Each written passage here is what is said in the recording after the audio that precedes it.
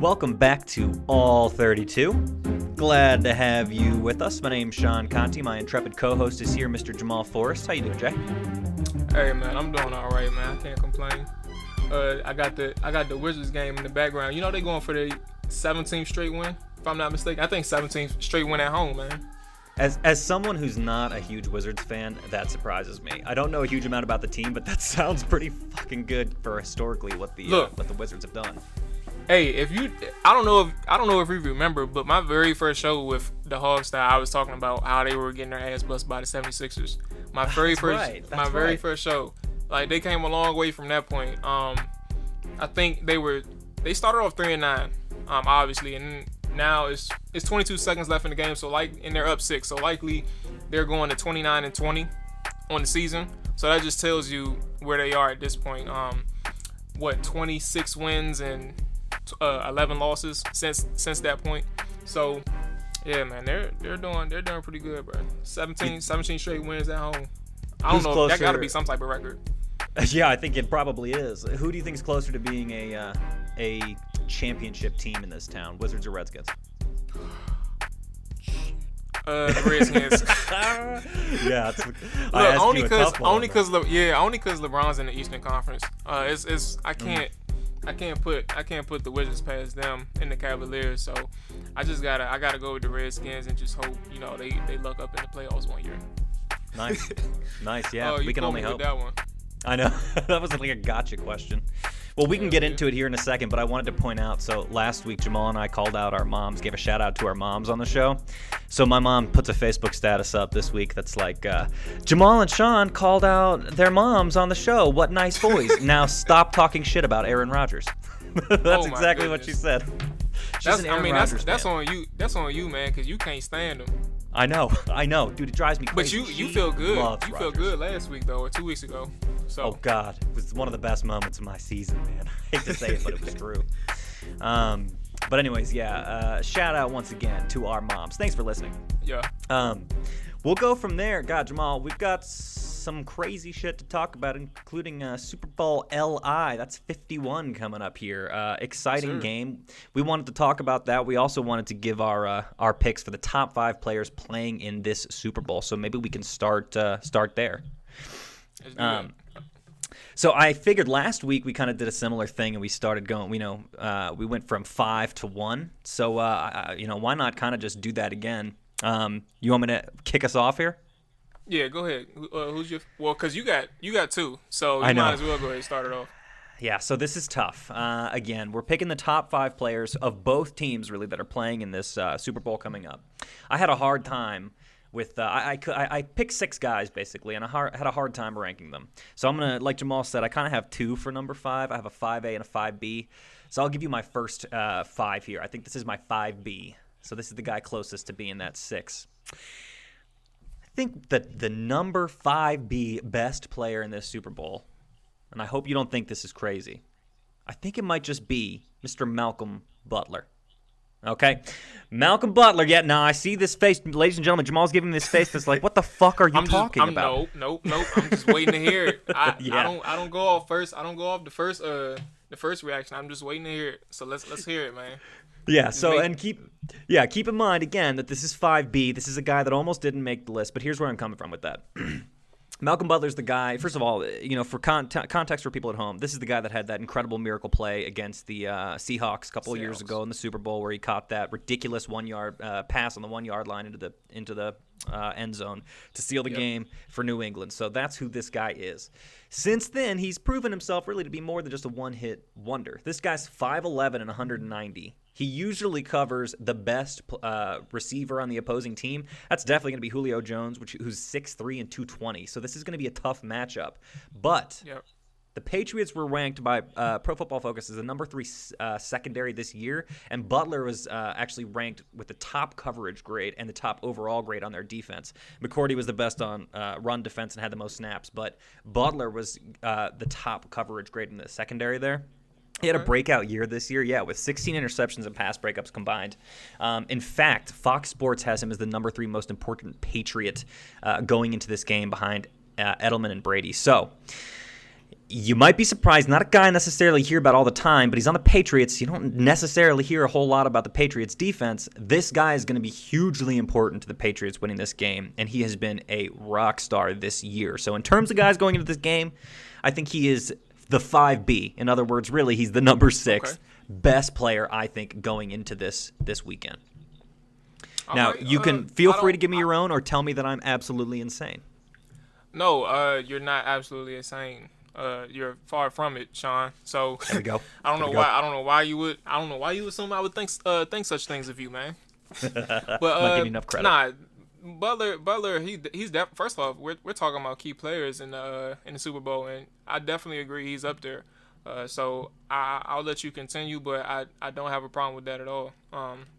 You said everything that's needed to say to make your argument, so I can't disagree. Who Trust you me, got for your 5A?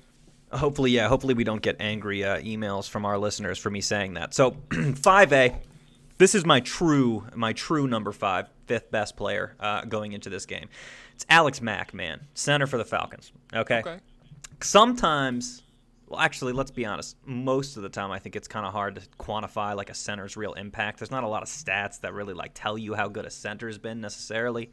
But let's talk about this guy. 21st pick out of the 2009 draft. This is a guy who plays through the entire play. I think other than your left tackle, the center is the most important player on that O-line, and this O-line has been damn good this year. I think he's definitely the linchpin for the group. In fact, usually the center is the guy that's, sometimes giving directions to the guards. And again, that whole unit's played well. So I think Alex Mack deserves a huge amount of credit for that. This is also a big boy who's super duper athletic. Sticks to his blocks really well, gives Ryan those nice cushy pockets. Here's one stat that I think you can credit the center for. Falcons ranked 4th in rushing up the middle in 2016. That's one aspect of it, though. He's getting that done in a major way. And also, he hasn't allowed a sack since week 6 of this year. If you can believe that statistic, it's just crazy. So I think this is the total guy. of how many he gave up all year. No, good question. I could certainly find out before we cut today, but it hadn't been much. I can tell you that much. I think, long story short, this is the guy you want defending your QB. Patriots defensive front can be a little tricky. I think he's totally up to the challenge. I got to give it to Mac. He's my number 5. And that's fair. Again, because when you look at the matchup in general, the front 7 for the Patriots is going to be very tough for the Atlanta Falcons to handle. Not that they get a lot of sacks, but they get sacks from a lot of people. So it's not like one person like Atlanta who dominates, like Vick Beasley, who has 15.5 sacks. It's spread out throughout the front 7 of the Patriots, so they get multiple looks. They got a lot of people that works hard to get pressure on quarterbacks. So that being said, I agree. I don't. He's not in my top 5. I'll tell you that now. But you do make a good case because that front 7 is going to be very difficult for Atlanta, and Alex Mack will have a tough and well-earned victory if they handle their job. So it'll come down to him and a lot of things that he does as well at the line. So I agree. That's a good one. Yeah, we'll have to ask our friend Adam Tarashki over at the Hogseye podcast. We'll have to ask him more about Mac's technique because he's kind of our O-line expert. But yeah, man, I mean, I can get that in on Saturday and see what he's talking about. Yeah, absolutely. I'd be really interested to hear. So that's my number 5. Should I go to my number 4? Yeah, I'm gonna get my 5 in right quick. We'll alternate. Guy. Good call. Yeah, we can alternate this. So for me, it's Vick Beasley. As I stated, on the season, he has 32 tackles, 6 forced fumbles, 15.5 sacks, and 1 touchdown. Damn. 15.5 sacks. First off, I think that led the league this year. Sounds like it should at least, yeah. It should. And this is what I stated just about 5 seconds ago. The Falcons is a team that doesn't necessarily have sacks from a lot of players. They dominated. They were middle in the league in sacks overall in the season, but with Vick Beasley having 15.5 himself, obviously that bolstered the numbers. It padded what they actually did. They had a good job creating pressure, but with it coming from one person majority of the time, it's hard for that defensive line to really say that they're stout or they're really good. So, Sure. with that being said, Vick Beasley is my number 5 because coming into this game, he's going to have to dominate, and I think he is one of the best players in this game. But he's going to have to show it as well. So, he's my 5th best, but we'll have to see. He doesn't have a sack in the playoffs, by the way. So that's another thing that he'll have to have in order for them to get this W. But Vick Beasley's my number 5. It's interesting. It's interesting, like Beasley, how many guys just for whatever reason can't get it done in the postseason like they can in the regular season. That's an interesting thing. Do we know how many appearances he's had? Oh no, this is his first. He was a rookie last year. Yeah, he was a rookie last year. And, they got off to that 5-0 start before they choked. Fell apart. That. Yeah. So we know what happened there, but this is his second season, and he was actually, it's crazy because earlier in the year he was actually on the verge of getting benched, or maybe he was in a lot of trouble because these 15.5 sacks, they didn't come like early in the season. It wasn't consistent. It came probably after the first quarter of the season, so that's when they started coming in bunches and bunches like that. So Vick Beasley he's definitely become one of the premier edge rushers of the NFL. Only in his second year, but he definitely should have a big game. Hopefully, he should have a big game, especially if Atlanta wants anything to do with staying in the game defensively. So we'll see. Nice. See, Beasley's a great pick for the top 5 list. He didn't make mine, but I could see him kind of tying for the 4th spot with this other guy that I've got. So okay. Here's who I've got for my number 4, and I think Beasley's, he's kind of on par, but he didn't make my list. So number 4 for me, I'm gonna say Mr. Julian Edelman. Okay, so wide receiver Patriots. Okay, this is the guy he ran. Okay, so I know fantasy points aren't necessarily the most important thing when we're talking about football statistics, but I will just say this. Julian Edelman was getting like 4 fantasy points a game before the bye. After the bye, over 10. This is a guy who knows how to play. He was averaging 10? Over 10 points. Yeah, fantasy points. Wow, not actual points, fantasy points. Yeah, fantasy points. So that is a huge jump in terms of pre-buy and then post-buy. This is a guy who knows how to play in clutch games. In fact, he had 109 yards in the last Super Bowl. He plays a lot in the slot, but he goes deep plenty of times too, and I think that's huge for the Patriots, that versatility. He has 84 postseason receptions. That's 7th all-time, if you can believe it. Great rapport with Brady. This was a guy 4 years ago, by the way. Yeah, I mean, this is a guy 4 years ago. He didn't receive a single above league minimum contract, except from the Pats. If he has a good Super Bowl game, he'll pass Michael Irvin, Hines Ward, Andre Reed, and a couple other guys to sit only behind Jerry Rice in terms of postseason. So, I think, by the way, that 9 receptions for 109 yards that I mentioned was against a very stout Seahawks defense. So he plays up to his competition. This is a guy that's not even supposed to be Brady's number 1 target. That's Gronk. But Edelman, I think, always rises to the challenge when Gronk's out. So he's my number 4 best player going into this game. With or without Gronk. Exactly. He's been doing this thing for a while, so that's right. I can't knock that. My number 4, I got to give the Patriots defense some love. Devin McCourty. Nice. That's going to be my number 4. This is we know how good of a cover corner he was at one point, and then moving back into space with moving back to the safety position for them guys, it's definitely been a help for his career, because at one point I think he had a terrible season at cornerback. So I can't remember. I think he moved to safety in 2014. Moved to safety in 2014 when Revis came into town. He obviously, like, when they move your position, it's the same thing with Trent Murphy.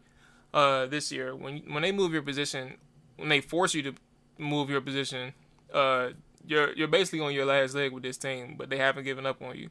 And McCourty's made the best of it. He's become one of the league's best safeties. This year he has 64 tackles, 7 passes defensed, and 1 interception. And obviously he has one in the playoffs as well against the Texans a couple weeks ago. So nice. He's very good at tracking the ball and breaking on the ball. And being a threat to these opposing quarterbacks. And I think with his cover skills, he's definitely one of the top 5 best players in this game. So that's who I put in my number 4. That's a solid pick. You know, I think I mentioned this really briefly when I was talking about Butler, but yeah, McCourty has the most snaps on their defense, so he's played in the most, for the most snaps, and I think he was ranked highest against the run. So yeah, I mean that's a damn solid pick. It's probably good to give the Patriots defense a little love. Good call. Definitely. So it's interesting because I didn't know he was that good against the run, but I knew he was very good in open space and against the pass. So that's interesting. I didn't know that at all. Solid motherfucker on both aspects of the game. Hell yeah. Okay, well then let's move along to numero tres then. So my number 3, man, and this was tough. This was tough because my number 3 and number 2 I kind of flip-flopped between. My number 3 is going to be Mr. Matt Ryan. Okay, 119 QB rating in 2016. That includes the postseason. 45-7 touchdown interception ratio. That's tops for the league and like Aaron Rodgers-esque, basically. He kicks ass on the deep ball. He's got 12 touchdowns and no interceptions in the postseason on balls thrown 20 yards or more. So that's hot shit. Wow. And in fact, I think in the dismantling of Green Bay we saw the other week, that was probably one of the bigger games of Ryan's career. He pulled off 392 yards. Playing that well in the postseason. 70 of them came on a 10-yard slant route. But yeah, fair enough. Hey man, yards are yards. Yards are yards. I ain't gonna knock it. 6 straight games without an interception. 6 different times during this past game, people were chanting Matt Ryan for MVP. I think he's a guy that a lot of people have doubted over his career, but he's consistently evolved into a top-tier guy. Obviously, the offensive line and the receiving core helps, but he also seems a little more athletic than he's been in years past. And I'll just remind you that 14-yard touchdown run the other week. That's not something you see him do a huge amount, but it's surprising. You see it. It's not. You don't see Matt don't even Ryan average 3 yards a carry in the regular season rushing the ball. So exactly, it's crazy. Exactly. He got 14 on one play. On one play, it's crazy. He's become more escapable, I guess if that's the word that you can use. I think he has definitely proven himself to be one of the top guys, quarterbacks in the league, and he's definitely my number 3. Okay. Well, we have the same number 3. Nice. So I'm glad we haven't agreed to this point yet, though. Like, I'm glad we've had because last week we were all like on the same wavelength. But at the same time, last week, it was kind of hard to disagree because we were talking about clutch quarterbacks, if I'm not mistaken. So it's really hard to disagree on that because clearly we knew, except for I think I had Matt Stafford out. Did you have Matt Stafford in your top 5? I think I did actually have Matt Stafford. Yeah. Oh, I think it was just flip flop the number. We Exactly. didn't have the same number, but yeah. So I mean, I got Matt Ryan for my number 3 simply because, and it's crazy because since we have Matt Ryan at number 3, we obviously know who's going to be at number 1 or number 2 for us. Yeah, I know. I was thinking about that. I was thinking about that, man. Yeah. So you want to add anything to Matt Ryan, or should we go to number 2? I mean, it's basically everything you said. Matt Ryan, obviously he's performed lights out this year. And it's crazy. I've given one of my friends flack about Matt Ryan for before the season started. It was probably a good 5 months, maybe. Not him specifically, but I just been talking about, and I haven't like constantly bagged on Ryan, but just when his name has popped up, I've talked about how inconsistent he was last year, and he wasn't really in the top 10 prior to this year. I had him in the same range. Now, I didn't say ahead or behind, but I had him in the same range as Kirk Cousins. And this is where the argument stemmed from. So I had him in the 12 to 16 range. That's where I had Matt Ryan. And he was telling me before the season started, man, you a fool. Matt Ryan top 10, no question, et cetera, et cetera. I'm like, man, no, he's not. Like, I don't know what team you saw last year, but I saw Matt Ryan inconsistent. He didn't know what to do last year. He was throwing endless interceptions, had turnovers. That's right. Plenty of turnovers. He didn't know what to do with the ball. So this year he totally surprised me. I think he is the 3rd best player in the Super Bowl this year. So I want to say he plays number 3. Let's just actually take a quick second because you said something that was interesting, and this is something that I was talking to Alex. Again, this is another friend of ours from the Hog's Eye podcast. I brought up the comparison there between Matt Ryan and Kirk Cousins. I think that's a pretty apt comparison there, man. Obviously, Matt Ryan's had the better year, but I think if you're talking about their abilities, their athleticism, I think they're pretty damn similar. In fact, I think Kirk is more athletic than that man, though. And but I think he put that on display in Pro Bowl. Now, I would agree with that too, but do you think that Matt Ryan has a better ability to read defensive coverages than Kirk? I wouldn't necessarily put it that way because I think the thing that separates them is the manipulation in the pocket. Like Kirk is still developing, like he's trying to do that, and he's shown that he can do it, but he hasn't done it as consistently as Matt Ryan. Whereas Matt Ryan can easily, he's not the most athletic person, but he can wiggle in the pocket. He's not very elusive. He's not Aaron Rodgers, Tom Brady elusive in the pocket, but he's good enough.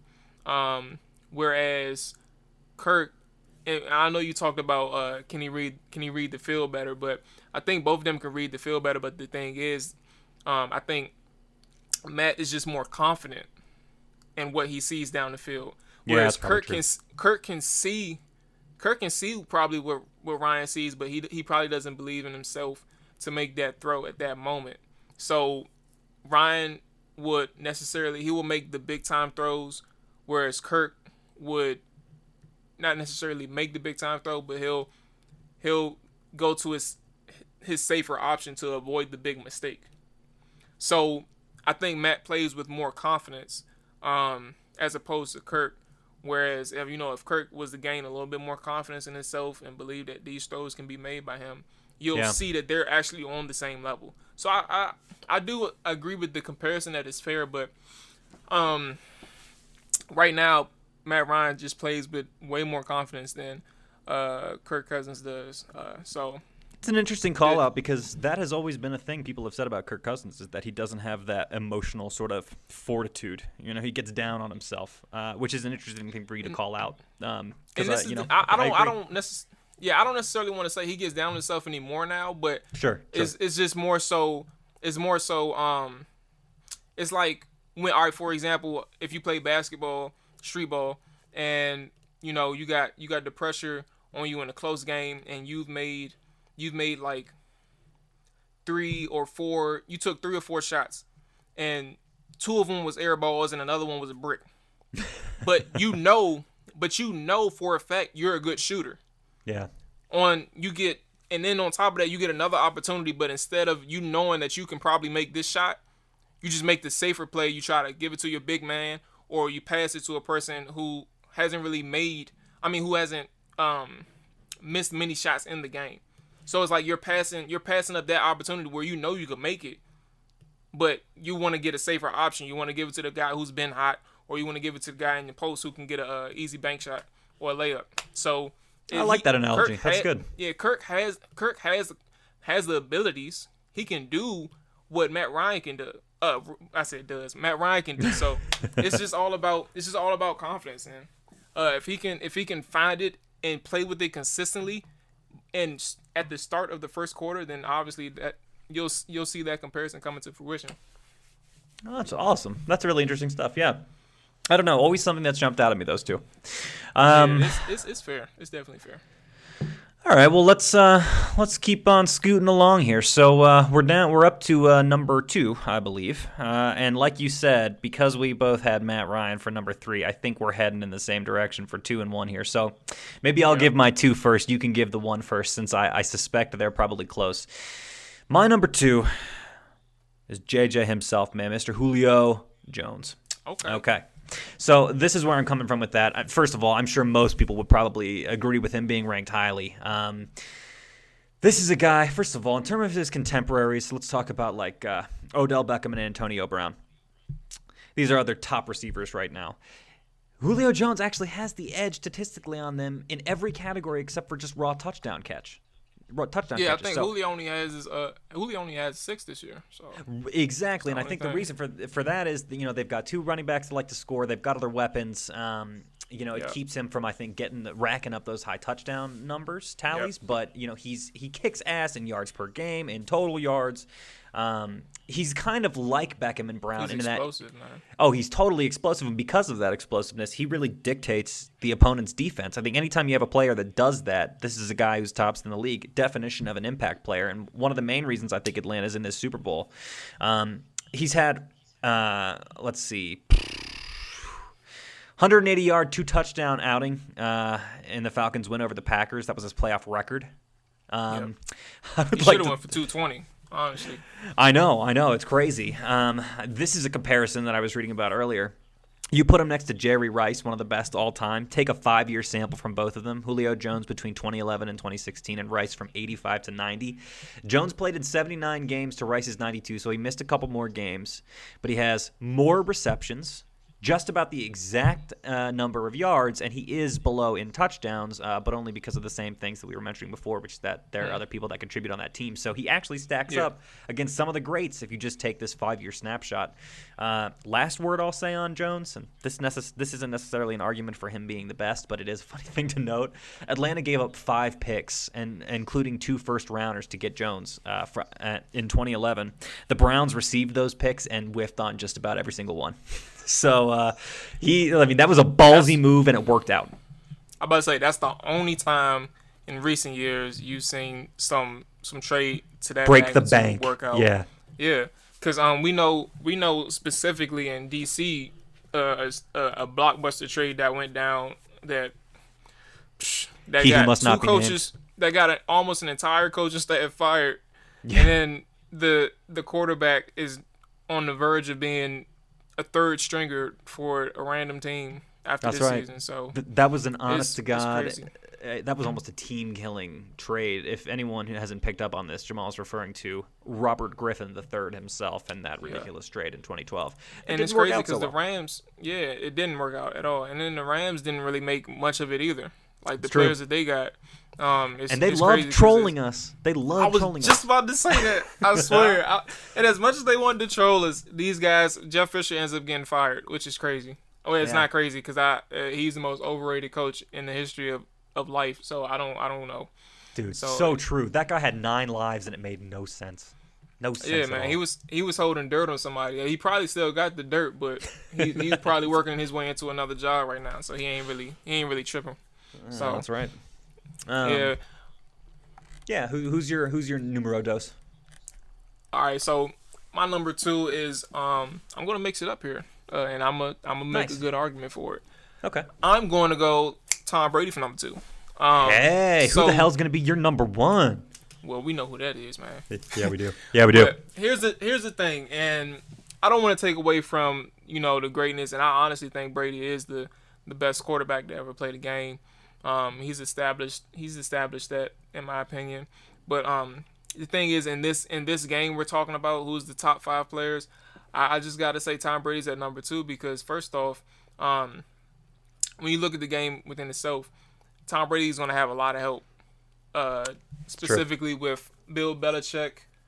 Obviously the defensive coordinator Matt Patricia, who was up for head coaching jobs this year, his name popped up a lot. He's going to have a top 3 defense, number 1 in points allowed. So Tom Brady's going to have a lot of help, especially with LeGarrette Blount and the steady offensive line and all that type of stuff. So LeGarrette Blount had a mind-boggling 18 touchdowns this year. Did you know 18 that? 18 touchdowns. It's insane. He was a monster at the goal line. It was ridiculous. But it's crazy shit.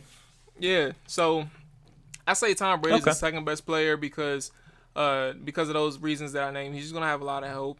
But he is, obviously, we know he's the best quarterback of the 2 that's playing. But I just feel like when you look at, and we'll talk about our number 1s, but obviously mine is going to be Julio. But when you look at Brady in this game specifically, he's just more so, I want to say, because I don't want to, we know he's the best quarterback, but I just don't want to say it in a way that is disrespecting towards him. I don't want to disrespect him.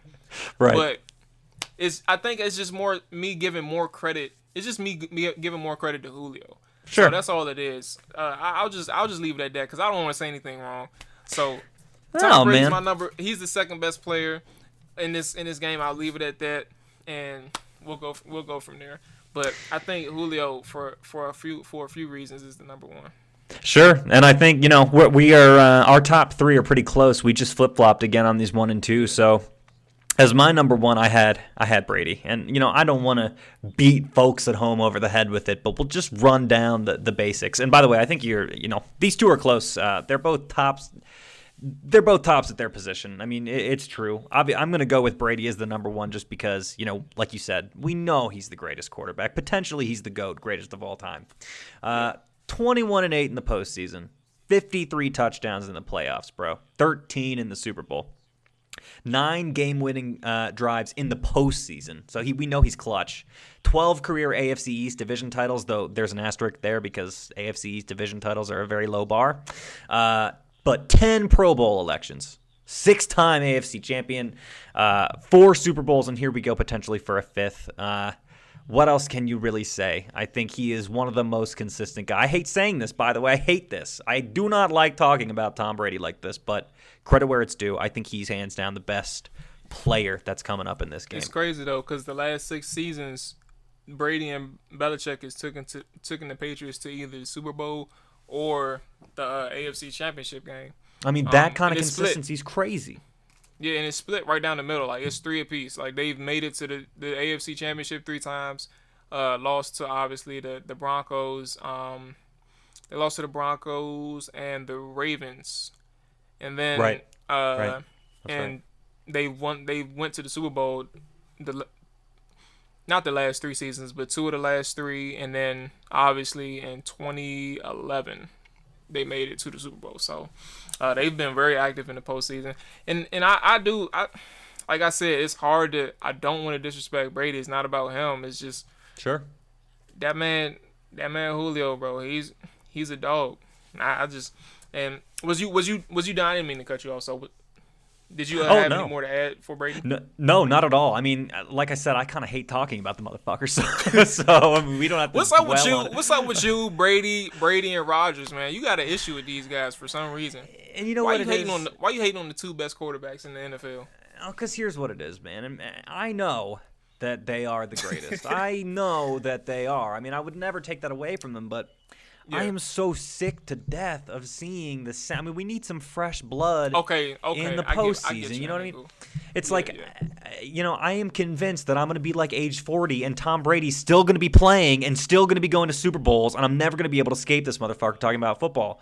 I don't hate them as players. I'm just so sick to death of talking about their perfection. I also just want to say that all these analysts have big fat boners for Aaron Rodgers and Tom Brady, and they just need to chill out, man. Like, I get that they're great, but God, do we hear enough about them?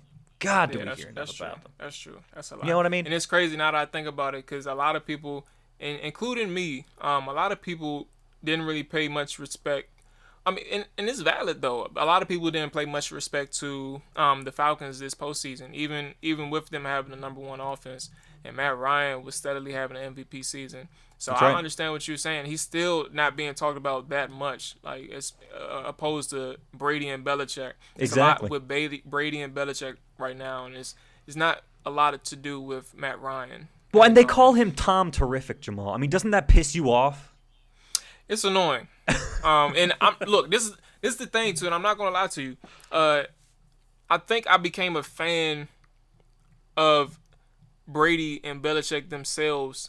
I think in the 2011 season.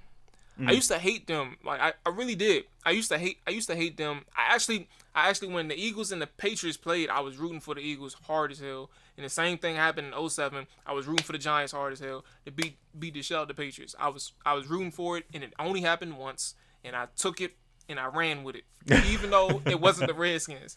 But right.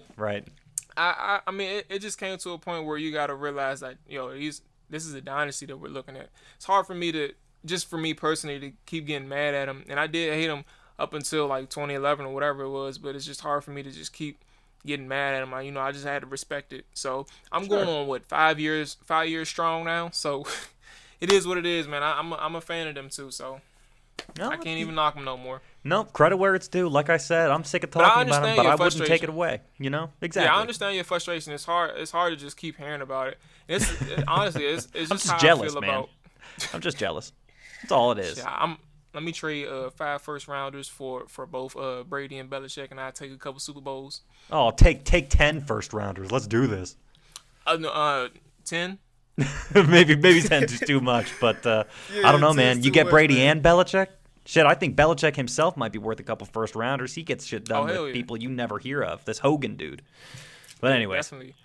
So obviously my number 1 is Julio, and I think he's the best player in this. And I think he's the best player in this game specifically for the fact that Brady is a guy who can and people get upset when I say this, but he's an elite game manager. And what I mean by that is, like, people do take that game manager and use it as a derogatory term towards quarterbacks, but I think there's levels of game managing. Like Peyton Manning and Tom Brady was up there at the best. But an elite game manager means he's able to step outside of character. He's able to make that big play to keep that team moving. So when it comes to managing the game well, he's a guy who can get you those 5 to 10 yards, et cetera, stuff like that. So with that being said, that's why I had him at number 2, besides the fact that he had a lot of help. But Julio is number 1 because he's the guy who's the legit game changer. Like, obviously, he can't manage the game. When the ball is in his hands, he'll make a play. It's easy for him to get eliminated, but that's all on scheming. But the best player I feel is in the Super Bowl is Julio Jones. He gets the ball in his hands, he'll make something happen. Oh, he had magic. He had 300 yards in a game this year. I think 2 touchdowns on 10 catches or something like that. So against one of the league's best defenses, they had a down year this year in the Panthers, but 300 yards. That's close to a record. It was only 30 more yards he needed to break the record. So Julio's my number 1. He's just dangerous when the ball in his hands, and you can find multiple ways to get him the ball. I think screens, a lot of double move routes, slants. He could take anything to the house, and I think he's the most valuable as well. So if the Patriots are actually able to eliminate him, the Falcons gonna have a tough time offensively. Yeah, hell yeah, they are. No, I don't. I think we were pretty aligned on most of that. We did a little flip-flopping, but I mean, Julio was my number 2. I mean, I really couldn't disagree with anything that you just said. He works magic wherever he gets the ball, whenever. So It's a solid pick. Now, some of the things that you just said about Brady being a game manager is like kind of a perfect segue into the next topic that we were going to talk about, which was we were going to kind of hash out who we think is more valuable to their team between Matt Ryan and Tom Brady. So. Okay. I don't know if you're ready to move on to that, man. I got some thoughts on that. Yeah, let's hear them. They are both hugely important to their team. I mean, anyone who says otherwise is being disingenuous. But I'm going to say this, man.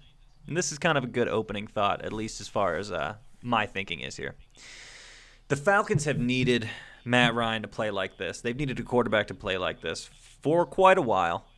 The Patriots are, on the other hand, I think, an absolutely time-tested and stable system. So I think that Matt Ryan, being that rock of consistency and good play that he's kind of evolved and developed into, I think that's far more valuable to the Falcons right now than Brady is to the Patriots. And that's kind of related to what you were saying with Brady as sort of a game manager type. I think, frankly, the Falcons have needed more out of Ryan than the Patriots have needed out of Brady. Brady missed the first 4 games. Would they go 3-0, right, for the first 3?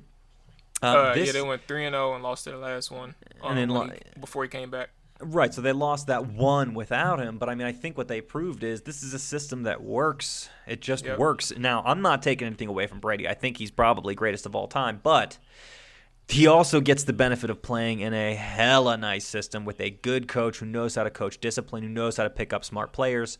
I think, hands down, Matt Ryan is more a linchpin in Atlanta than Tom Brady is in New England right now. Yeah, I agree. I think at this point you can't go against. First off, you could remove Brady and you can argue that they'll be in the AFC Championship again. You can argue it. Obviously, quarterback experience speaks a lot, but at the same time, when you talk about valuable, the Atlanta Falcons wouldn't be in the playoffs without Matt Ryan. That's plain and simple. They wouldn't even be in the playoffs. So totally true. When you look at these two, Matt Ryan is a guy. First off, they have a backup in Matt Schaub, and we know Matt Schaub, every time he throws an interception, the interception is returned for a touchdown. So it's like you really can't trust a guy like him, even though he's in the system he's comfortable with Kyle Shanahan, who was his offensive coordinator in Houston. You just really can't. You really can't trust that this offense will get moving as good as it was with Matt Ryan, a guy who was easily labeled as a choker. I've seen this from people. Like they thought when he came into big situations, he was not the guy who was going to get the job done. Obviously, and he's improved. He's done major improvements this year. He's worked harder, studied harder, and worked more with Kyle Shanahan, where they thought they were at odds. So I think when it comes to who's more valuable, it's definitely Matt Ryan, because you take him away, it's probably all falls apart, or it's not going to be what it was. I mean, it's certainly not going to be what it was. They win about 6 games. They win about six to 7 games. And you're calling off a pretty deep drop off without Ryan. I don't necessarily disagree. Just to add a little bit more information here, I would say the Patriots D in terms of points or yards allowed, I think they're ranked first or like tops of the league. Falcons are down to 25th. They're averaging like 24.9 points or something allowed a game. So you need Matt Ryan to play well. I mean, you have to have that. So Patriots maybe not necessarily as much, but you have to have that with the Falcons. Imagine this team if Ryan was still in, but he was having a bad game. Brady can still have a bad game. Look at the Texans. Like he was off. He was off for a good portion of that game. Yeah, he was. And yet they still won by 17.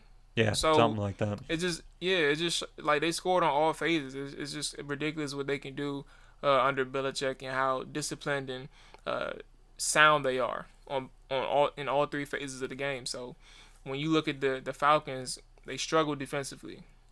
They struggle to get home on obviously if Vick Beasley ain't getting home, it's hard for rarely anybody else is getting home. So that's right. It's a lot it's just a lot going on that hinges with that offense.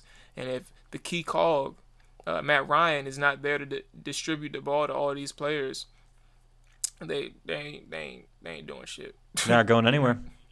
I'll just have you know, too, man, that Ryan beats Brady this year in passer rating, yards per attempt, yards per game, and completion percentage. Brady's actually technically second in all those categories. I'm sure some of that skewed a bit, by the games he missed. But, hey, I mean, if anyone's keeping pace with Brady at this point, I think that's worthy of a mention. So definitely 28 touchdowns and 2 interceptions. That's probably that got to be a career high for Brady. And so I think he had 50 touchdowns to 7 interceptions in the 2007 year, but 28 and 2 is that ratio is outstanding. It's ridiculous. And 3,500 yards. God, 2007, man. This guy's been playing a long goddamn time. That's 10 years ago, Jamal. That's a fucking decade ago, man. Where does the time go? Where does the time go? He probably can. He's 39. He'll probably play like 3 or 4 more years, which is ridiculous. Oh, dude, that's a great. I'm so glad you brought that age thing up. By the way, that's another thing I wanted to mention about Brady. Think about Peyton Manning was 39 last year, and you could tell he's at the end of his rope, right? I mean, he doesn't have that deep ball anymore. The velocity's gone. He throws some wobblers. Tom Brady looks like 22-year-old Tom Brady. Like it's insane, man. Same age. But age has not touched Brady like it touched Manning. Yeah, and I think the biggest thing with those two, Peyton had that bad neck injury. That's right. Multiple surgeries, right? Yeah, like 3 surgeries on his neck. So Brady was fortunate.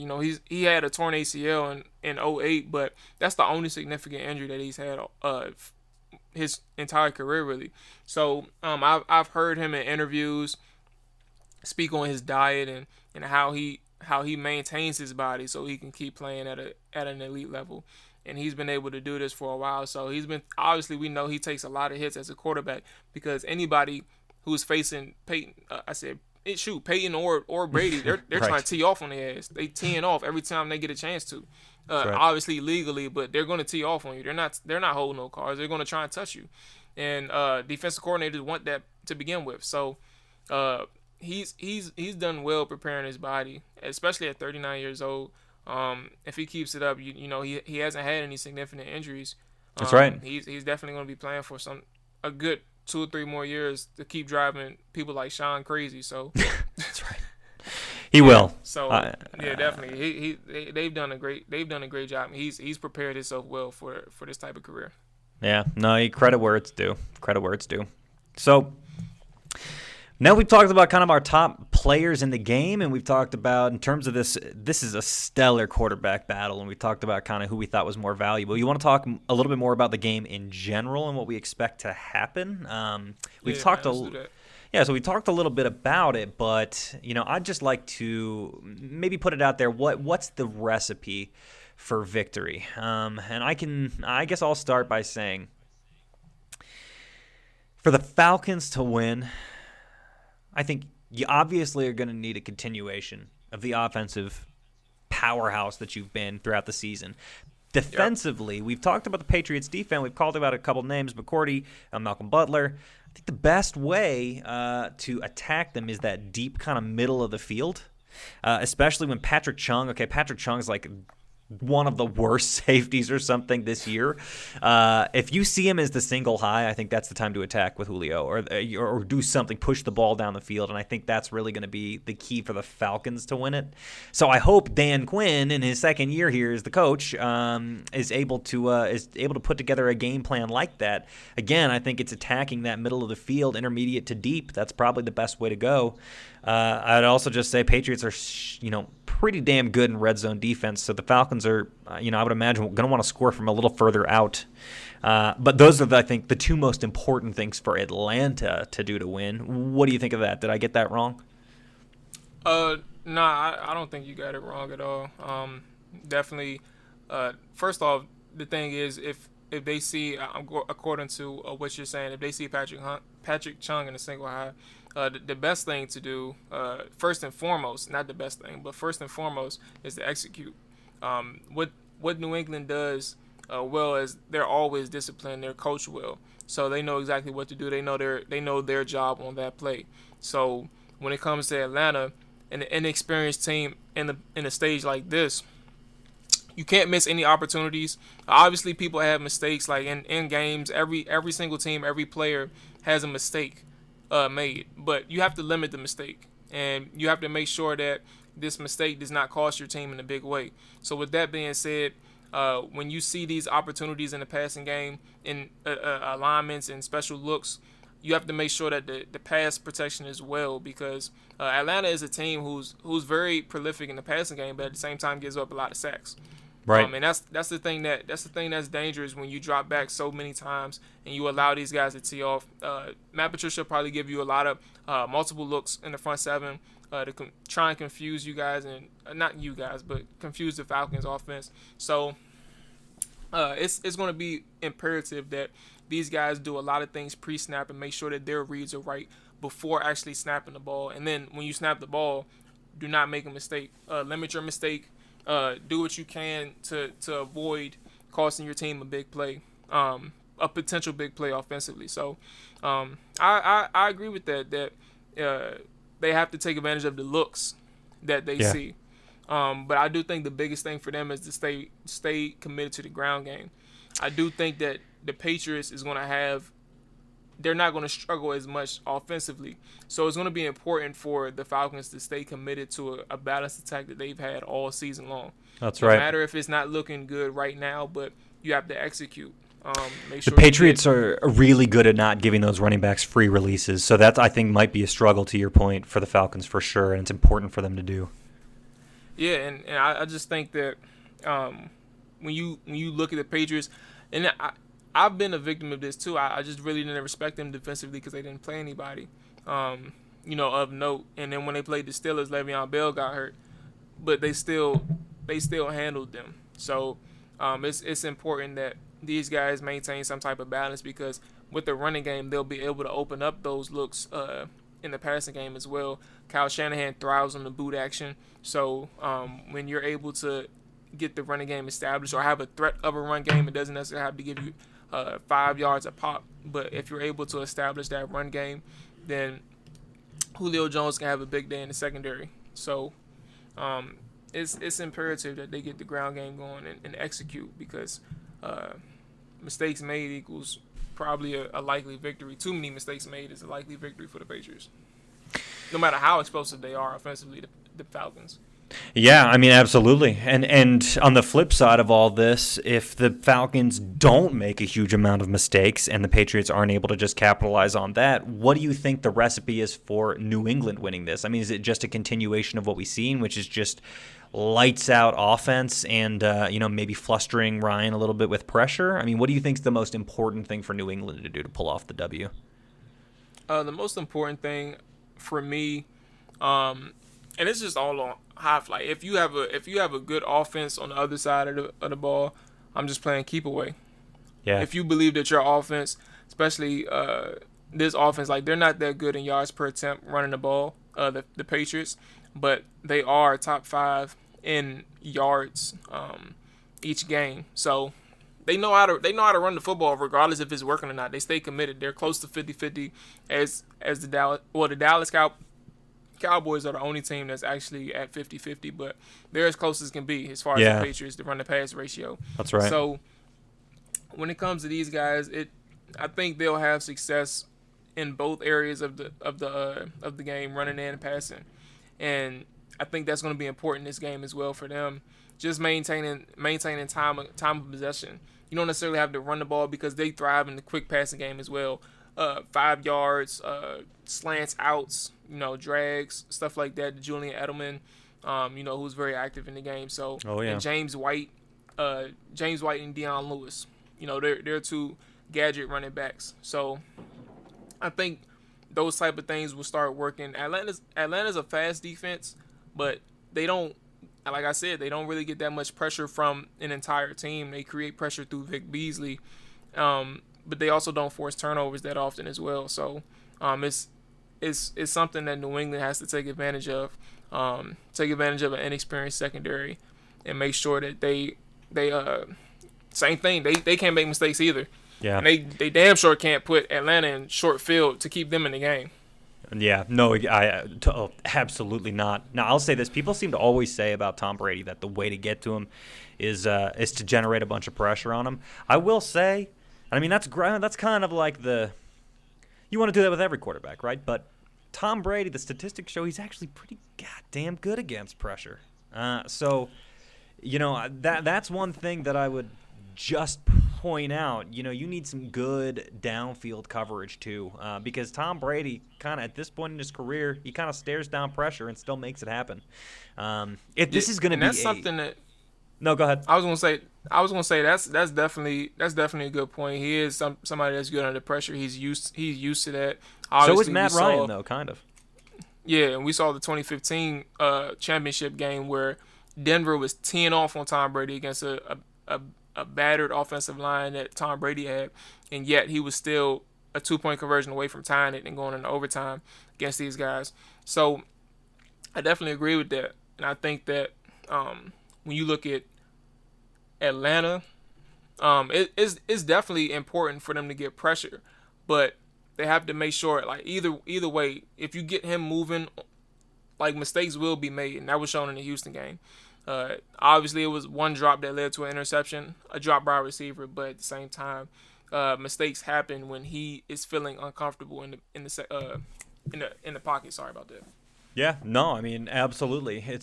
You'd rather have the pressure than not, obviously, so I would never argue against that. It's just this is going to be a tough game for both teams. And I'm seeing now that we're at we did the same thing we always do, Jamal, which is we have so much information, but we spent way too much time on the Super Bowl stuff. Do you want to It's all good, man. What do you want to do? Do you want to give final kind of predictions for the Super Bowl? Do you want to talk about some of these other stories we had, or where do you want to go from here? We can get our predictions out the way.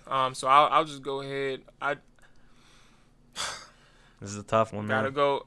Yeah, it is tough.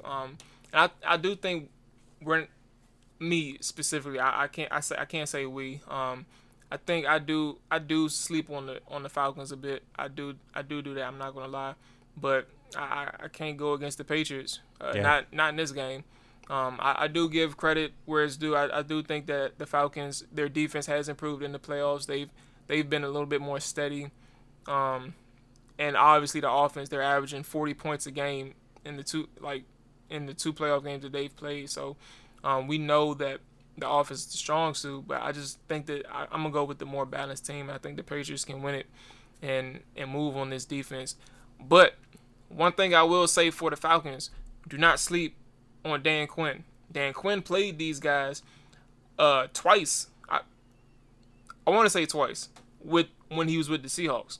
2012, I think he wasn't the defensive coordinator, but I believe he was there, and obviously 2014 in the Super Bowl.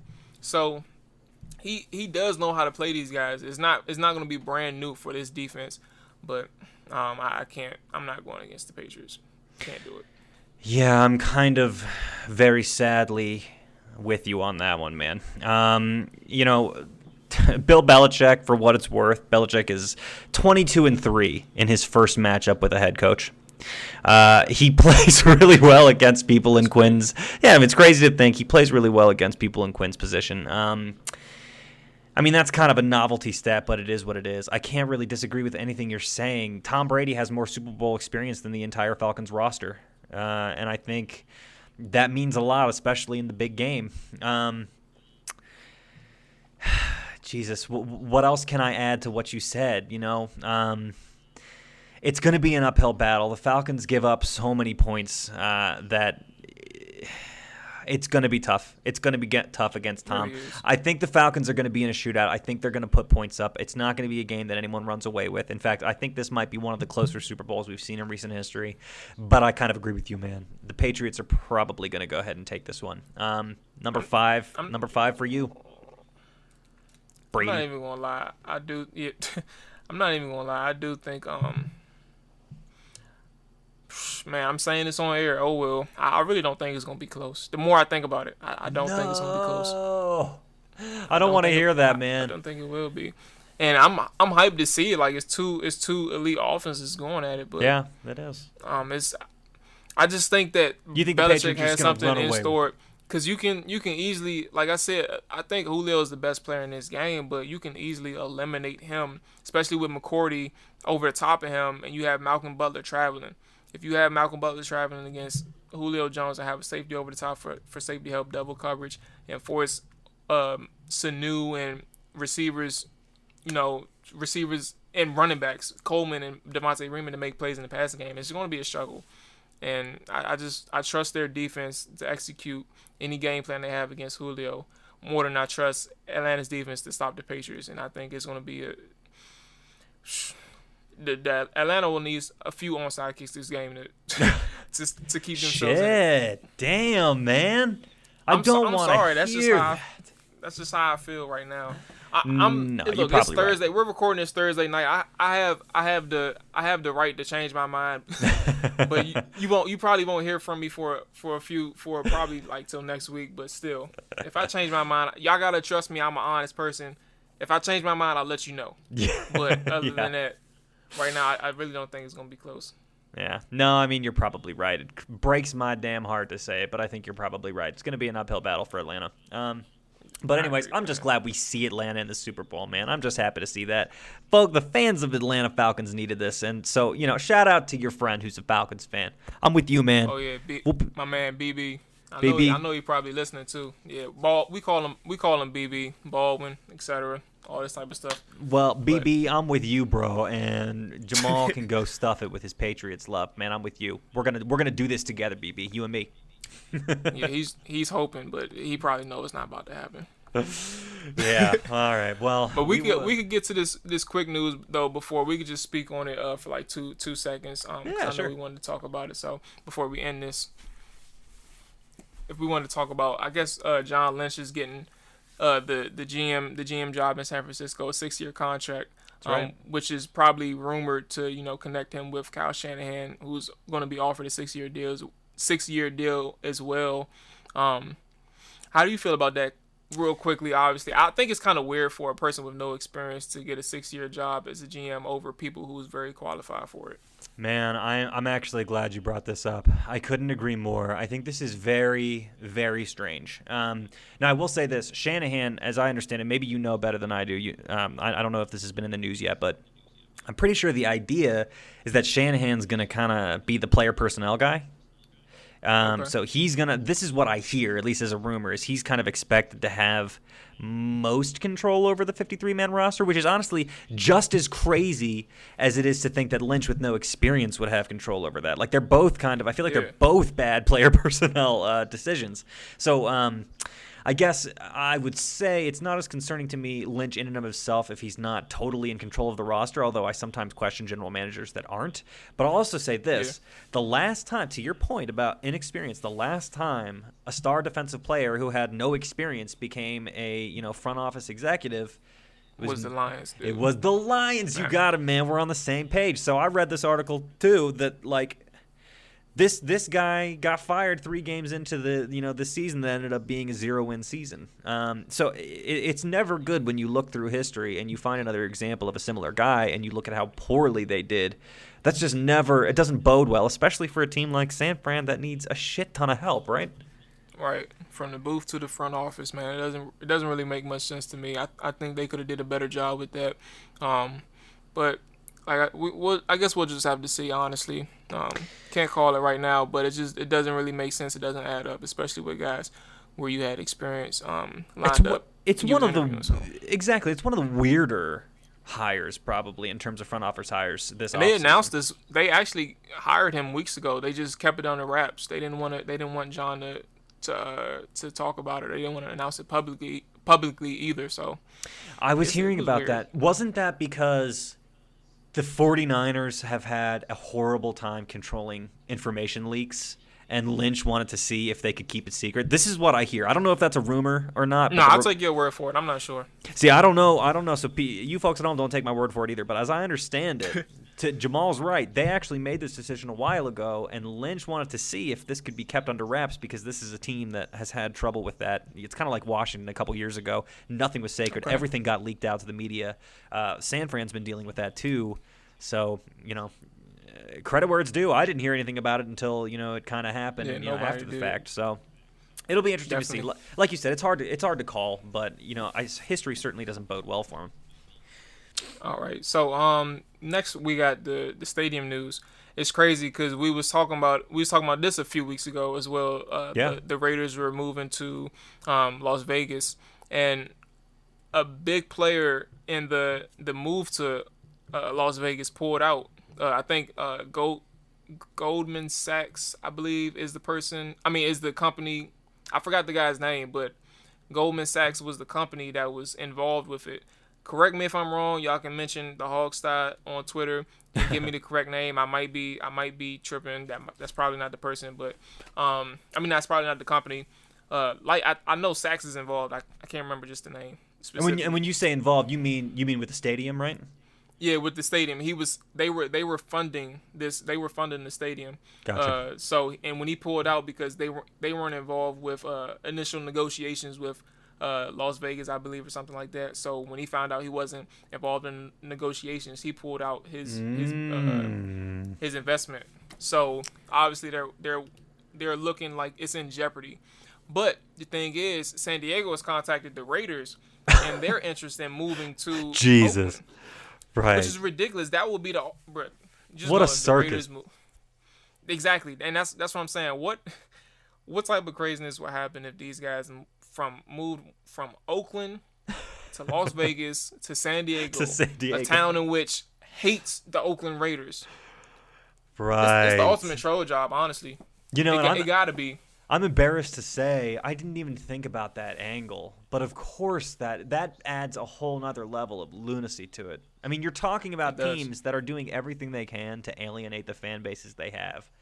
This is crazy shit, and I gotta say, I definitely don't see the Raiders going to San Diego. I mean, I understand that it's actually been totally reported in a legitimate way, but I think at the end of the day, it probably doesn't happen. But it just goes to show you all of these moves, 3 different cities, who wants us. This whole thing is a joke, man. It's a total circus.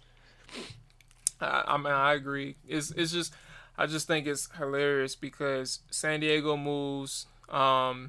Everybody bands up. I mean, teams up against the Chargers. They don't want to help them move out the city. They don't want them to come back either. All this type of stuff. They don't have any love for the Chargers anymore now that they done moved out. Right. And now they're asking their division rival to come back in just so they can have a team in San Diego. It's hilarious. It's like the Washington Cowboys or the Dallas Redskins. Right. It doesn't make no damn sense at all. But we'll continue to monitor that, as the time moves on. Yeah. And lastly, Mike Vick, my boy, my dog, he talking about he may end up retiring. Okay, my man Sean giving a salute to the kid. Solemn salute to my man Vick. Yeah. I like Vick. I do too, bro. He was a game changer. He influenced so many players. And when I was growing up, before, I ended up not being able to play in high school, but so many people I knew when I played ball, took bits and pieces from his game as well. Yeah. There wasn't a lot of passing. There was a lot of rushing from the quarterback position, and I was very angry because I was playing receiver. But it is what it is. He was one of the all-time legends of the game, regardless of what his numbers look like statistically. And also, I haven't even brought up to the fact he was talking about, because of the fact that he didn't have any interest from teams in 2016. He's more than likely hanging them up this year. He'll probably officially announce his retirement soon. He's still thinking about it, but more than likely, nobody's really interested in Mike Vick at this point. So it's not unfortunate. He had a hell of a career. We know what happened with it, the trouble with the law and the dogs, but he's paid his dues tenfold. He's been an advocate for the dog fighting. He's learned his lessons in so many ways. Obviously, when he did it, we know. And I'm the type of person, you can't really call somebody a liar or a bad person if you really don't know them personally. But you can only go off their word and what you've seen them do in their actions. So a guy like Vick, who's learned from his lessons, who's been in the forefront of dog fighting and going around seminars and teaching people why this is wrong and why you do not need to do these things. He's become a model citizen since getting out. So he's been one of the greatest players of the game, and basically he's a legend in Atlanta, and that's for sure. That's right. I would just say, about the trouble with the law stuff, and I kind of like to harp on this kind of thing. I always bring us back to this. I was responsible for us bashing TMZ the other week for like 20 minutes, but I think Vick is a guy. I think it's really tragic what happened to him. I'm not defending anything that happened with the dog fighting, though I will point out definitely wrong. He was definitely wrong, though I will point out that there are guys, that are still in the league that, like beat their children to the point that they were bleeding and, did other horrible things and didn't go to jail for it. I kind of look at Vick as a tragic sort of guy for that reason. This was a guy that was just absolute, total dual threat, one of the best, at the top of his game ever probably in terms of that. Yep. Changed the game, really, really. It's just, like you said, he totally repaid his debt to society, and since coming out of jail, you haven't heard about him partying or doing anything crazy or bringing guns to a nightclub or doing anything else that you hear about these guys doing. He, like you said, he's been a total model citizen, so... And I'm glad he's had this. I hate the fact that he played for Philly, but I'm glad when he came back, he made a name for himself again on the field. And he did. That's right. And he took, I think, 2 playoff appearances. I'm not sure with Philly, but he took over the job from Donovan McNabb, and actually became a better passer in Philadelphia as well. Studied more, learned the craft of the quarterback position. So I really do respect what he did when he came back as well as a player and not just off the field. Absolutely, dude. He was definitely great. Do you remember how he used to, in Philly, throw his body into, like, if he had an interception, he would just run down the field and just, like, crush Troy Polamalu. He was fearless, man. He really was. And that's, like, he was fearless. I have a lot of respect for him. I think it's sad. I think a lot of people write him off because of the dogfighting thing or whatever. And, look at him as... It's crazy. And that's the thing that annoys me because, I'm the type of person, and we talked about this before we started, it's a respect thing. I do value a lot, like, respect. So the thing is, you earn it in so many different ways, and I don't understand why people. I understand people love dogs, but you gotta understand people do have remorse for things that they've done in the past that were wrong. That's right. And I don't see him as being disingenuous and a type of person like that. So it's hard for me to say that he's a liar. He's not a respectful person where he showed that he's sorry for what he's done. And it's unfortunate that people will forever remember him as the person who fought dogs and killed dogs and all that type of stuff. That's right. Instead of the person that he was afterwards. I agree completely. I mean, this dude repaid his debt. I hope, I'll just say this. My final thought on him is I hope that, and I don't know what his personality is like too much. I've read some stuff that he has written, and he's actually a pretty good writer. He wrote a column. Yeah, he actually wrote a column just this past week, I believe, about kind of how he dealt with Matt Ryan getting drafted when he was in jail and kind of passing the torch and that kind of thing. He wrote about how he felt about that stuff. He's a pretty good writer. Okay. I hope that he finds a way to stick around and, as some sort of color commentator or, maybe a columnist or something. I would like Definitely. to, I would like to hear his thoughts on things. I want to hear more from Vick, man. Absolutely. That's interesting. There should be a spot for him. I would think in the media or something. So, yeah, man, solemn salute to Michael Vick. Sure. Great career, and we love you here on All32. Hey, if he retires, let's get him on the show. Hey, let's do it. Matter of fact, you know what? I'm gonna try and see what I can do after the Super Bowl weekend's up, man. See if we can pull some strings, hopefully, and see what's going on. But yeah, that's actually let's try and get that man on the show. Absolutely, that's actually a great point, Jamal. Before we let people go, we should tell them that we have plans for this show. Now, we've enjoyed this. What is this, Jamal? Episode 6? Episode 6. We're on episode 6. We have been doing this for 6 solid hours for y'all people at home, and we are very happy that you've been here with us. We have plans for this. This is going other places. If you listen to our other podcast, The Hogsty, Jamal was just on this past episode. I missed it, but you are more than welcome to check that out.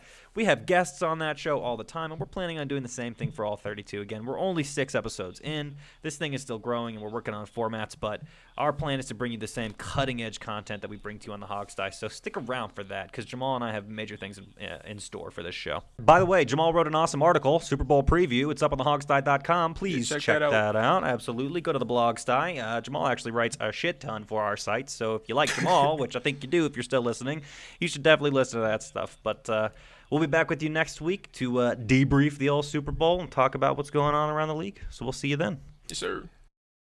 Yes, sir. Yes, sir. Yes, sir. Yes, sir.